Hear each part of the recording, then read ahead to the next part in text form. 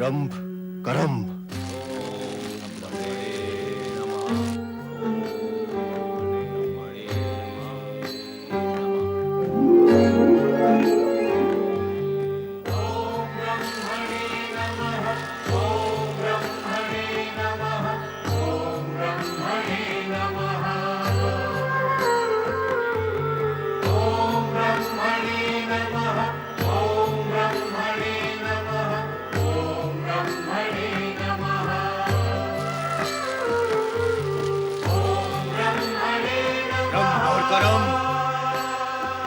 मैं तुम दोनों को जीवित नहीं छोड़ूंगा। स्वर्ग पर कुदृष्टि रखने वाले दानवों, तुम्हें जीवित रहने का कोई अधिकार ही नहीं है। जहां तुम्हारा पिता धनु गया है, तुम दोनों को भी वहीं जाना होगा।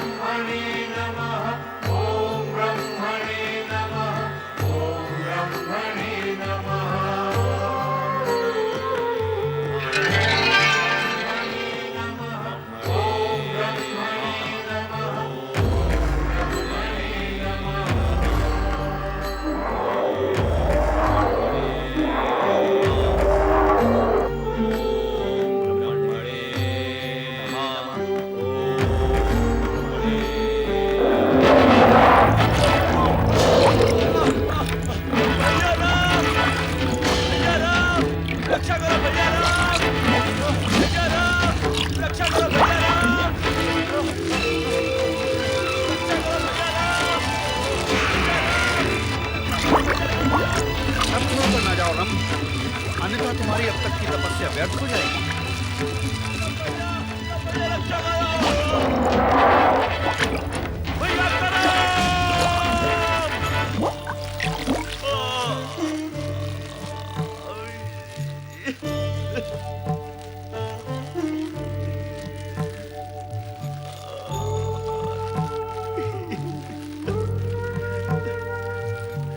भैया करम,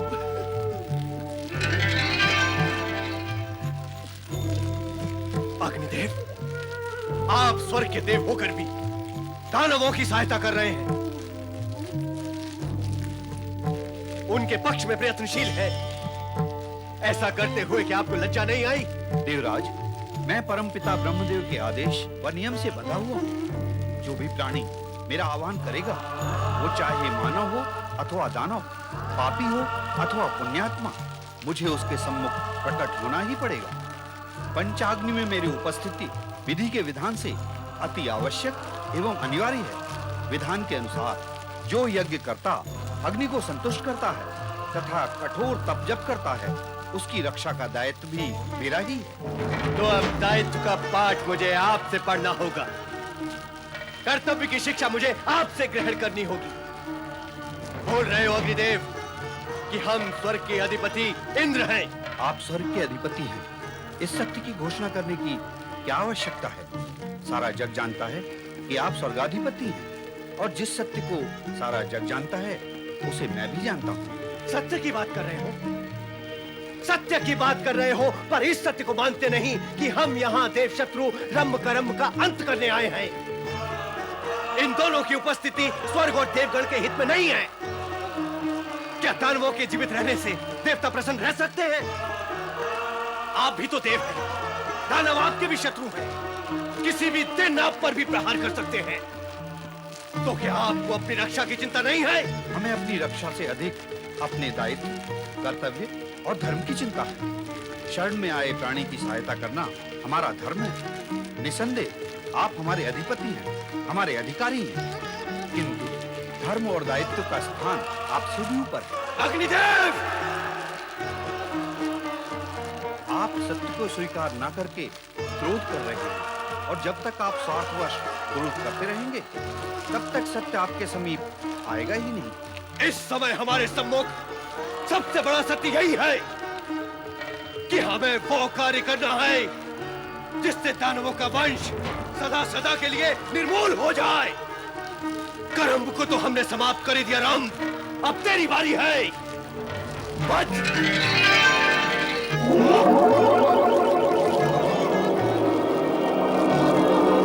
इस दुष्कर्म का परिणाम जानते हो अग्निदेव? मैंने कोई अनुचित कार्य नहीं किया, वही किया जो विधि के विधान के अनुसार था। विधि का विधान का केवल आप ही जानते हैं, हम नहीं जानते। क्या विधि का विधान ये कहता है कि अपने सम्मुख खड़े अपने शत्रु को जीवित रहने दो और स्वयं मृत्यु के मुख में चले जाओ? नहीं कहता, किंतु यह भी नहीं कहता कि अपने कर्तव्य, कर्म व धर्म से मुख मोड़ दो। हम आपसे और अधिक तर्क नहीं करना चाहते अग्निदेव। आपकी धृष्टता का दंड यही है कि अब आप स्वर्ग लोक में प्रवेश नहीं कर सकते। आपको स्वर्ग से बहिष्कृत किया जाता है। दानवों की रक्षा करके आपने स्वर्ग लोक में आने का अधिकार खो दिया है। अग्निदेव, आपने मेरी प्राण रक्षा की। आपके इस उपकार से मेरा रोम रोम रोमांचित हो उठा है। मैं सदा आपका आभारी रहूंगा। तुम्हारी दृष्टि में उपकार होगा रंभ, किंतु हमारा तो यह कर्तव्य और धर्म था। अपने राजा और उच्च अधिकारी को रुष्ट करके कर्तव्य धर्म कौन निभाता है अग्निदेव? अधिकारी के स्वार्थी, धर्महीन, मर्यादाहीन व चरित्रहीन होने पर भी जो निर्भय होकर सत्य और कर्तव्य का पालन करते हैं, वे ही धर्म की रक्षा करने में समर्थ होते हैं। आप धन्य हैं अग्निदेव, धन्य हैं आप।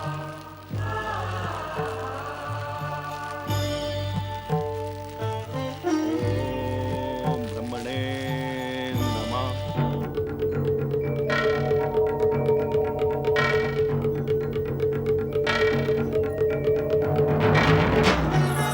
क्या हुआ स्वामी? देवी शची, तुम्हारे इस क्या हुआ प्रश्न का उत्तर देते देते हम थक गए हैं। कभी स्वयं भी अनुमान लगा लिया करो कि क्या हुआ। कैसे अनुमान लगाए? आप एकाएक अदृश्य हो गए। कहाँ गए, क्या किया, हमें कैसे ज्ञात होगा? मैं रंभ करम्भ का वध करने गया था। दानवों का वध करने गए थे, ये तो प्रसन्नता का विषय है। फिर आप प्रसन्न क्यों नहीं हैं? अब आप दानवों का वध करके आए हैं, तो मेरी ओर से आपको बधाई। देवी शची, मैंने केवल इतना कहा है कि मैं वध करने गया था। मैं वध कर आया हूँ, ये तो मैंने नहीं कहा। ओह, तो आप वहाँ वध करने के लिए केवल गए थे, किया नहीं? क्यों नहीं किया? क्या आपने उसे क्षमा कर दिया, या आपके मन में उसके लिए करुणा जागृत हो गई? मुझसे कोई भूल हो गई है स्वामी? इन दिनों तुम प्रश्नों की बौछार कुछ अधिक ही करने लगी। इसे अपनी भूल ही समझो देवी शची। क्यों समझो अपनी भूल? पत्नी द्वारा पति से प्रश्न करने को आप उसकी चिंता, कर्तव्य या धर्म क्यों नहीं समझ लेते? हे विधाता, हे विधाता, तुम भी अग्निदेव की तरह से कर्तव्य व धर्म का राग अलापने लगी। अग्निदेव कहाँ है देवराज? बहुत समय से उनके दर्शन नहीं हुए। और कभी होंगे भी नहीं वरुण देव। क्यों? देवी शची, रोको इस क्यों, क्या और कैसे को अपनी वाणी पर आने से।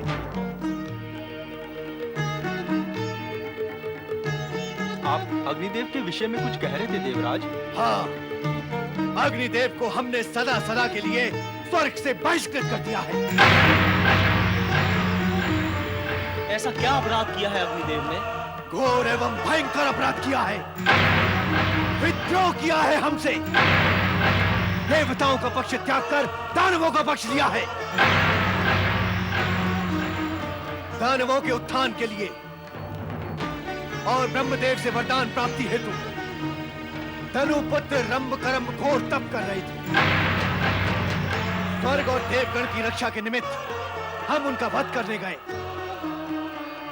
करम्भ का वध करने के पश्चात जब पंचाग्नि में बैठे हम रंभ का वध करने लगे, तो अग्निदेव ने अपनी ज्वाला से उसका रक्षा कवच बना दिया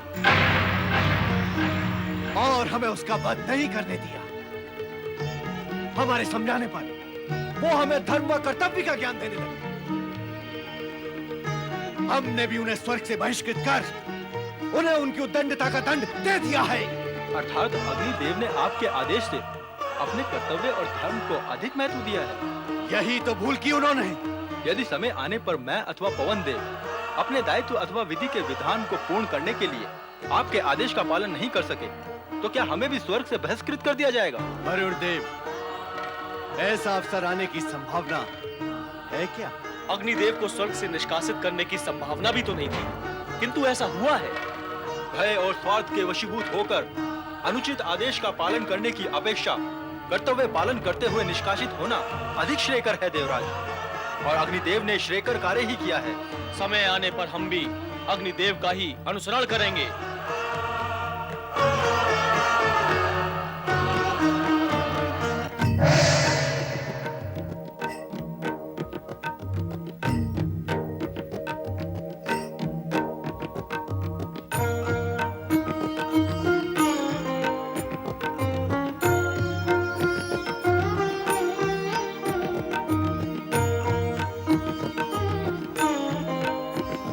प्रणाम माता पार्वती। माता, क्या आप इस शिव भक्त से रुष्ट हैं?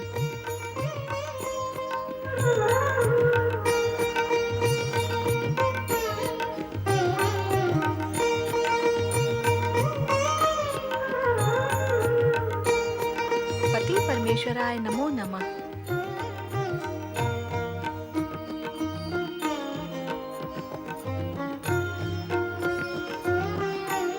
मुझे उपेक्षा की दृष्टि से ना देखो माता।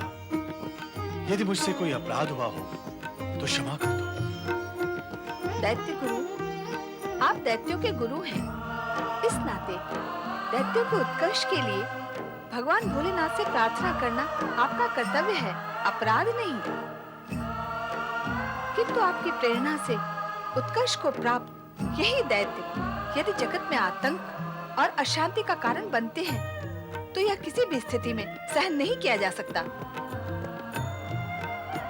सभी प्राणियों का जन्म विधाता की इच्छा और प्रेरणा से हुआ है, अतः सभी को जीवन जीने का समान अधिकार है। किसी भी प्राणी को प्रकृति यह अधिकार नहीं देती कि वह अन्य किसी प्राणी के प्राण हरे अथवा उस पर अत्याचार करे। यदि ऐसा होता है तो संपूर्ण जगत जानता है, आप भी जानते हैं कि विधाता अत्याचारी को दंड देने से कभी चूकते नहीं। सृष्टि के निर्माण से लेकर आज तक ही नहीं, प्रलय पर्यंत का अटूट सत्य यही है कि अत्याचारी जिस पर अत्याचार करता है, उस पीड़ित से अधिक पीड़ा स्वयं अत्याचारी को भोगनी पड़ती है। यदि इस अटूट सत्य को आप भी समझ जाएं तथा दानवों को भी समझा दें, तो विधाता द्वारा दंड स्वरूप दी जाने वाली पीड़ा को भोगने से वे बच सकते हैं। मैं क्या कहना चाहती हूँ, आप समझ रहे हैं ना दैत्य गुरु? समझ रहा हूँ माता, आपके क्रोध का कारण मैं समझ रहा हूँ। इस जगत में सभी प्राणियों को जीवित रहने का अधिकार है। जीवित रहने के लिए आवश्यक नहीं कि हम दूसरे प्राणियों को कष्ट और दुख पहुंचाकर अपना मार्ग बनाएं। निसंदेह ये दैत्य प्रवृत्ति है, इसीलिए अब मैंने दैत्यों का साथ त्यागने का निश्चय कर लिया है। दैत्य गुरु दैत्यों का साथ त्याग रहे हैं? हाँ माता, अब वे मेरी आज्ञा की अवहेलना करने लगे हैं। तो फिर आपका कैलाश आने का उद्देश्य क्या है? माता, मैं जब भी दुविधाग्रस्त होता हूँ, तब अपने आराध्य भगवान शिव की शरण में चला आता हूँ और इनसे आदेश तथा मार्गदर्शन प्राप्त कर लेता हूँ।